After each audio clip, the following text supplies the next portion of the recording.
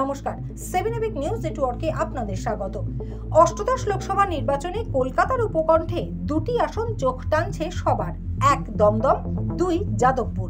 কারণ এই দুটি আসনেই এবার হাড্ডাহাড্ডি লড়াইয়ের গন্ধ পাচ্ছেন রাজনৈতিক বিশ্লেষকেরা। যাদবপুর আসনে এবার তৃণমূল কংগ্রেসের হয়ে লড়াই করছেন বিশিষ্ট অভিনেত্রী, মহিলা তৃণমূল কংগ্রেসের নেত্রী সায়নী ঘোষ। বিজেপি প্রার্থী ডাক্তার অনির্বাণ গাঙ্গুলি। এসইউ সিআইসিও এই আসনে প্রার্থী করেছে কল্পনা দত্তকে। আর বামেদের চ্যালেঞ্জ ছাত্র নেতা সৃজন ভট্টাচার্য। গত তিনটি লোকসভা নির্বাচনে যাদবপুরে ক্রমশ ক্লিশো হয়েছে বামেরা। 2019-এর নির্বাচনেই এখানে বামেদের ভোট কমেছিল প্রায় 16%। কিন্তু অতীত ভুলে সিপিআইএম এবার ছাত্র নেতার হাত ধরে ঋত যাদবপুর পুনরুদ্ধারে নেমে পড়েছে কোমর বেঁধে। ভোট সেই জুন মাসের 1 তারিখে সপ্তম দফায়। কিন্তু সায়নী অথবা সৃজন দুই তরুণ তুর্কি কিন্তু সময় নষ্ট করতে রাজি নয়। একজনের কাছে চ্যালেঞ্জ জয়ের ধারা অব্যাহত রাখা, আর অন্যজন কর্মসংস্থান, দুর্নীতি, সাম্প্রদায়িকতা, দ্রব্যমূল্য বৃদ্ধি, শিক্ষাক্ষেত্রে নৈরাজ্যের কথা নিয়ে হাজির হচ্ছেন গণদেবতার দরবারে। লক্ষ্য জয় ছিনিয়ে আনা। আর ছাত্রনেতার প্রচার ঘিরে মানুষের উৎসাহ চোখে পড়ার মতো।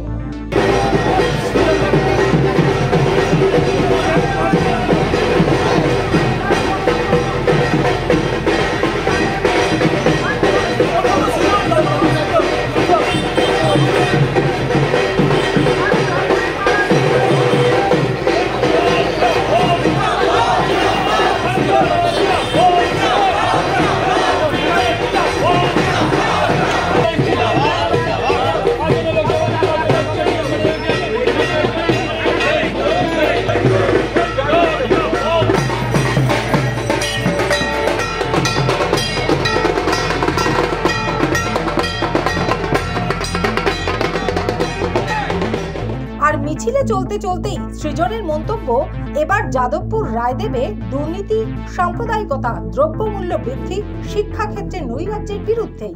মানুষের স্বতঃস্ফূর্ততা বলছে, মানুষের চোখ মুখ বলছে যাদবপুর এবার অন্য কথা বলবে। যাদবপুরের লাল রং আরও গাঢ় লাল হবে এবং তোলাবাজ দাঙ্গাবাজরা প্রত্যাখ্যাত হবে। সায়নী এবং বিরোধীরা বলছে যে সিপিএম বলে কিছু নেই, সিপিএম ভোট পাবে না, আপনারা কেন ভোটটা নষ্ট করবেন? তৃণমূল আর বিজেপির খুব ইচ্ছে লড়াইটা ওদের দুজনের মধ্যে ভাগ হয়ে যাক।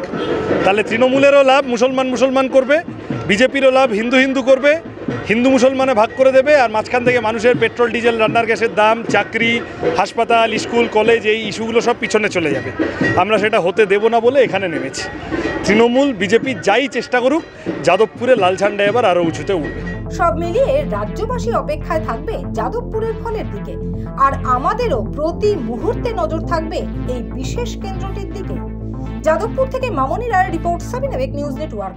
আরও বিভিন্ন খবরের আপডেট জানতে হলে অবশ্যই সাবস্ক্রাইব করুন 7 এবিক নিউজ নেটওয়ার্ক চ্যানেলটি, কারণ আপনাদের একটা সাবস্ক্রিপশন আমাদের কাছে অত্যন্ত মূল্যবান।